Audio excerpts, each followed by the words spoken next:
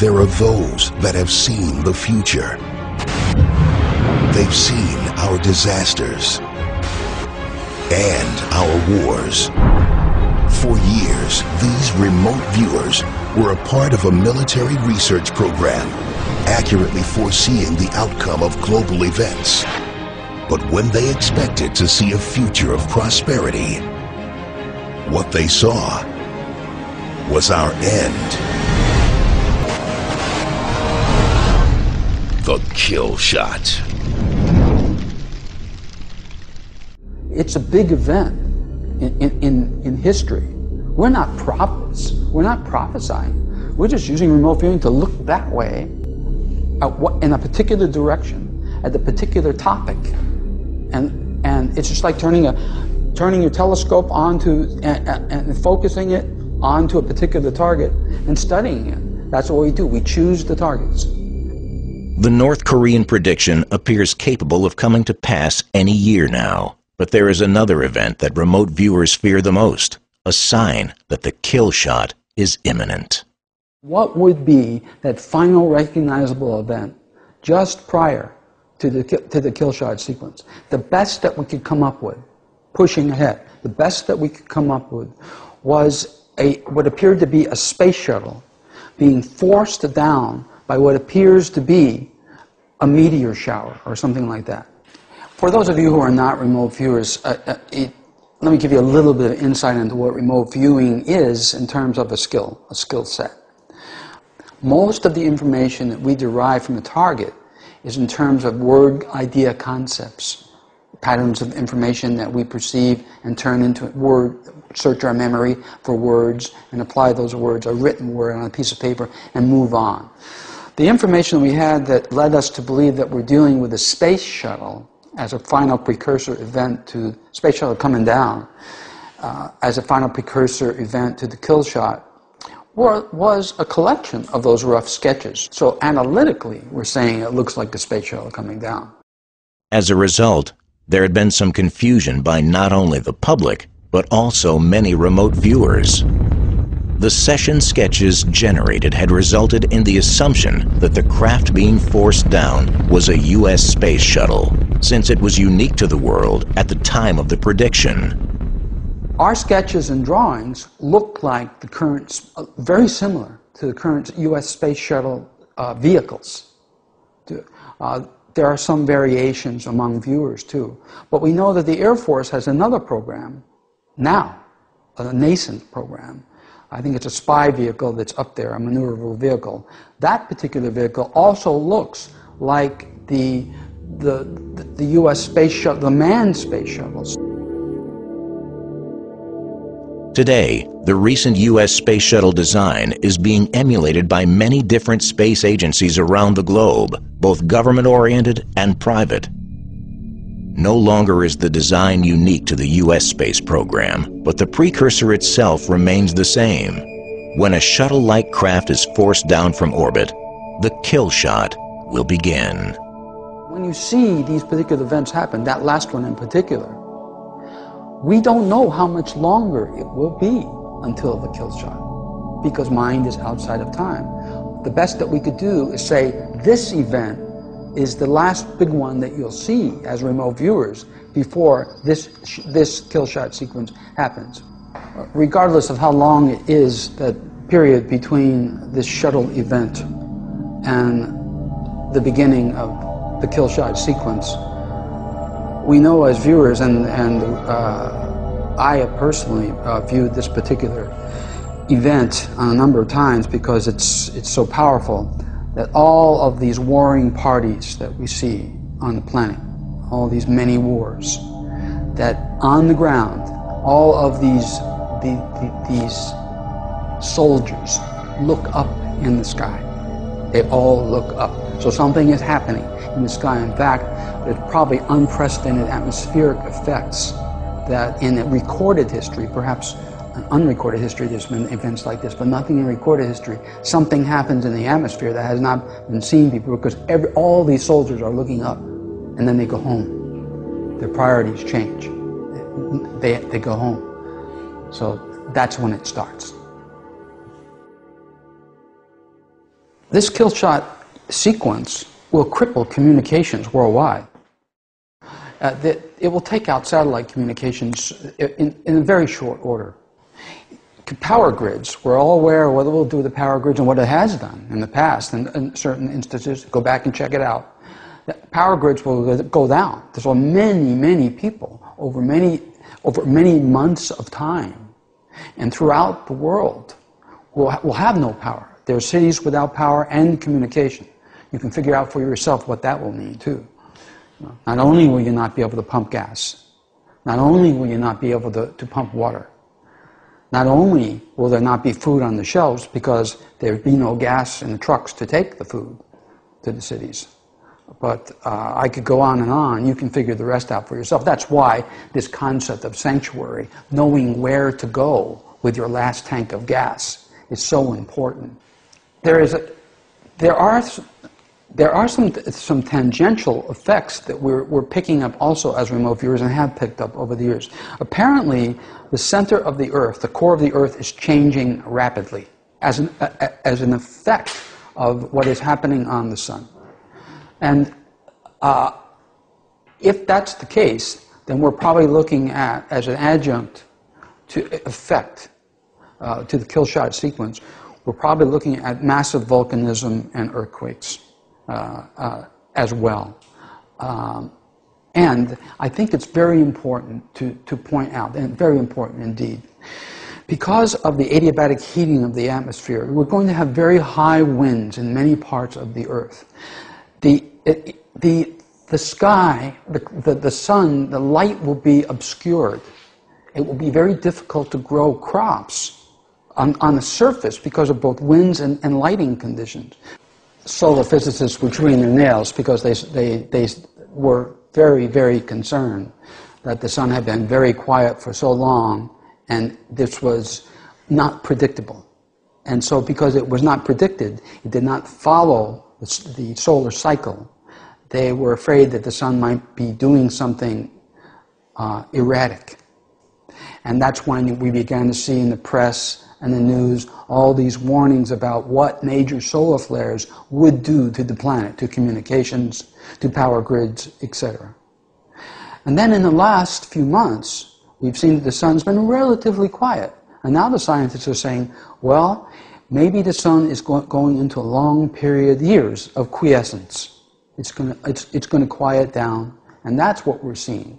And that might create global cooling. That may be why there's been the storms, snowstorms have been so severe, because the sun's quieter and not as active. Folks, it's the calm before the storm. It is the calm before the storm. The kill shot effects, and these will come and go, but the massive damage, first of all, will be to communications.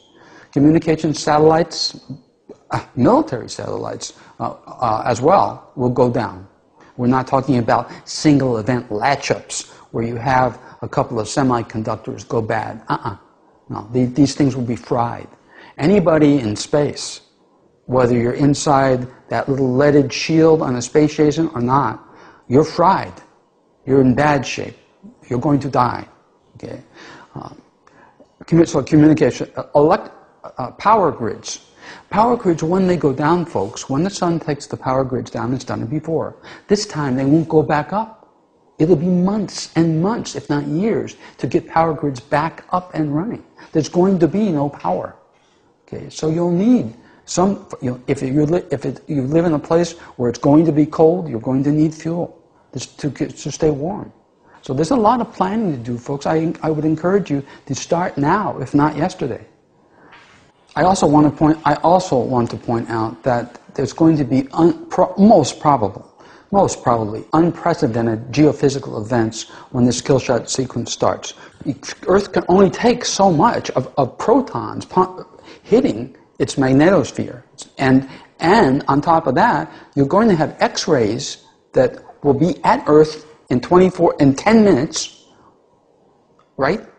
Now, we don't know how powerful those X-rays will be, but we do know that those protons will be extremely powerful, that mass from the sun. So we're looking at anywhere from 24 to 48 hours, perhaps, sometimes longer, depending on the velocity of the flare itself, before that actually impinges upon Earth's atmosphere and begins to heat it up. When the heating occurs, after that's done, that's when the power grids begin to go down. That's the X-rays themselves will take out satellites if they're powerful X-ray flares.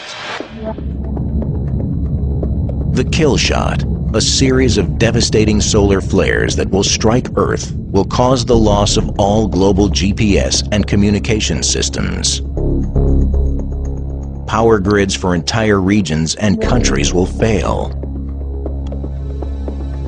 There will be unprecedented regional heating and atmospheric effects. But what parts of the world will be affected the most? And what areas do remote viewers see as survivable? This is not to say, I want to presage, I want to caveat what I'm about to say and qualify it with this.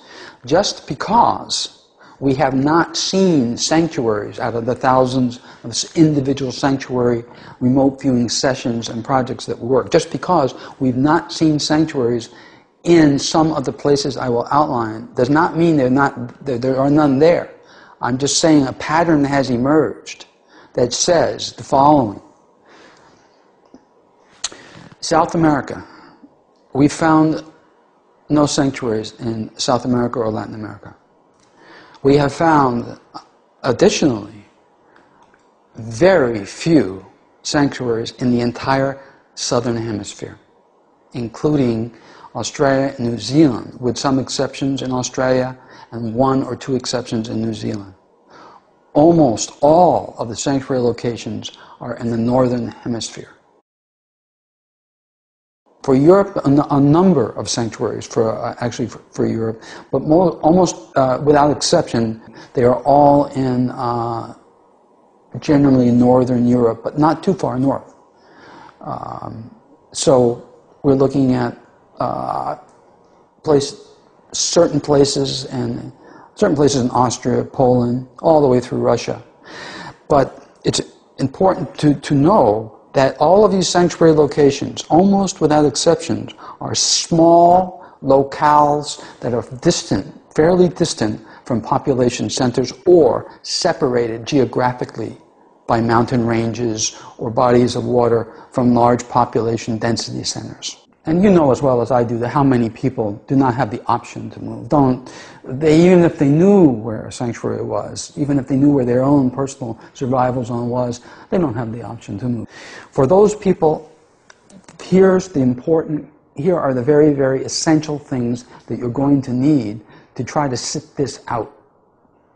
Fresh water is critical. You must have fresh water because it will be in short supply almost worldwide, not all over the world, but in many places, very short supply, critical. As much access to fresh water as possible. If you happen to live next to fresh water, clean fresh water, you're lucky. That's the best condition to live in. Obviously, food. You're going to have food. Everybody now feels that something's coming down. Economically and globally, it has nothing to do with the kill shot. That's just economics alone. Food supply is already short, and food is expensive and going to be more expensive. But it will be absent. There will be no access to food once the kill shot sequence starts. You'll have to have stored food. Shelter. You need to have shelter, as you know. And you're going to need to protect yourself. You can't do this alone. People need people. You'll have to band together as communities, hopefully, and for self-protection and to help each other through this. Remote viewing in terms of forecasting and predicting is, remember, it's different. Remote viewing is direct knowledge. In this case, kill shot case, we're perceiving an event and we're downloading data, period. You can take that or leave it. Do whatever you want with the information. I feel that it's important in terms of a public service to put that info out, like we did in the case of a global economic collapse when gold was $230. I told the public on national radio, it's going to $2,000. Everybody laughed at that. They laughed at the Japanese quake. In fact, The Japanese public were so scared they didn't want to believe that something like that would ever happen. A nuclear reactor breaking. Those kinds of things. You know, we've got the track record here. It's scary. It scares me. I don't even want to be in denial sometimes about the very information I download. I don't want to believe it, and yet I have to. I have no choice. But I sure don't want to think about it. But I'm going to have to. It's going to be forced down my throat sooner than not. An important consideration, and let's not kid ourselves, you can imagine how many emails I receive and how many people walk up to me and say, Ed, you know, I believe that this is going to happen based upon your past predictions and based upon my own remote viewing. But my family and friends think I'm bonkers, or they're not going to accept this, or they're angry at me for talking about it. What should I do? I always have the same answer. It's what I would do the same thing too, and do the same thing. Identify your own sanctuary location. Identify it. Recon it and become familiar with the area. Take some time off from work. If you're lucky enough to have a job under this administration, take some time off from work.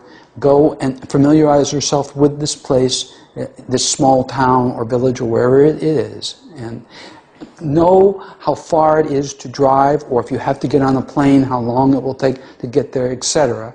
I said, because when the sequence starts and there's no commo, and there's no electricity, no power, and there's no water, etc., then your friends and your family will believe you. But if you do not have your affairs in order and have not identified this safe zone by then, you're still screwed.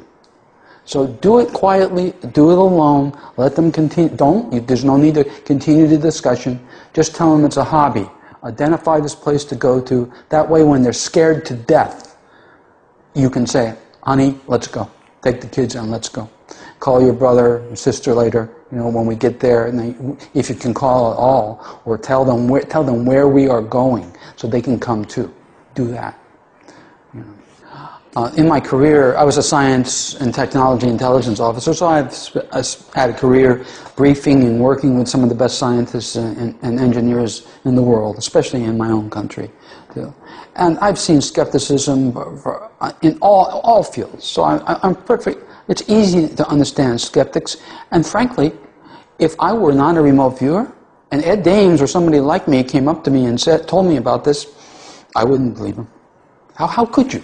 This thing is so disastrous to even think about. Why even think about it? You know, you don't want to hear stuff like this. The world's a difficult, some places, many places, grim enough place to live now. Who wants to hear about the end of days? And being fried by El Sol. So I'm perfectly sympathetic with the skeptics. There's an additional point that I really need to make. I really need to make this because there's so much confusion in the public eye about remote viewing and remote viewing predictions, and compared with the end of the world type of prognostications that we see all over the place too. We're not saying, as professional remote viewers, that the kill shot sequence is the end of the world. We're saying it's the end of life on Earth as we know it, probably. But it's not the end of the world. There's still going to be humans alive on this planet that are going to have to rebuild after the sun goes back to normal, which it will. We don't know how long that will be.